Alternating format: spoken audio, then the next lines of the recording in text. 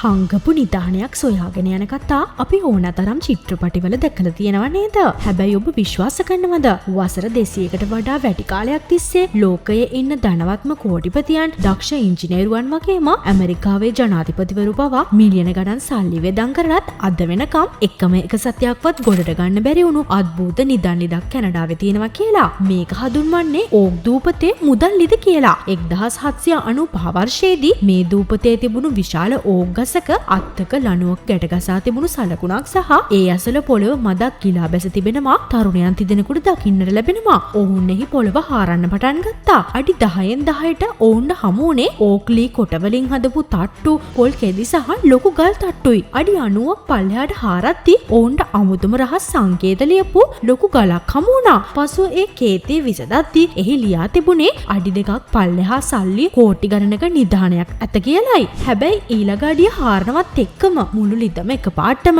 අඩි 10 ගණනක් මූදු වතුරෙන් පිරෙන්න පටන් ගත්තා. එතනදි තමයි මෙහි ඇති භයානක ඉංජිනේරු තාක්ෂණය ලෝකේ තේරුම් ගත්තේ. මේ ලිද හදපු අය කවුරු හරි නිදානේ ගන්න හැදුවොත් කෙලින්ම මුහුදේ ඉඳන් වතුර ලිදට එන විදිහට භූගත රහස් උගුල් නාලිකා 5ක් නිර්මාණය කරලා තිබුණා. වතුර ඉසින්න ලොකුම මැෂින් ගෙනාවත් මුහුද හිස් කරන්න බැරි නිසා අද වෙනකන් ඒ ලිද පල්ලෙහාට යන්න කාටවත්ම බැරි වුණා. මේ හංගලා තියෙන්නේ මුහුදු කොල්ලකරුවන්ගේ රත්තරන්ද නැත්නම් ඊජිප්තුවේ අතුරුදහන් වුණු රහස් වස්තුද කියන්න කවුරුත් දන්නේ නැහැ. මේ නිදානය හොයන්න ගිය මිනිස්සු 7 දෙනාම මේ වෙනකොටත් අනතුරු වලින් මිය ගිහින් තියෙනවා.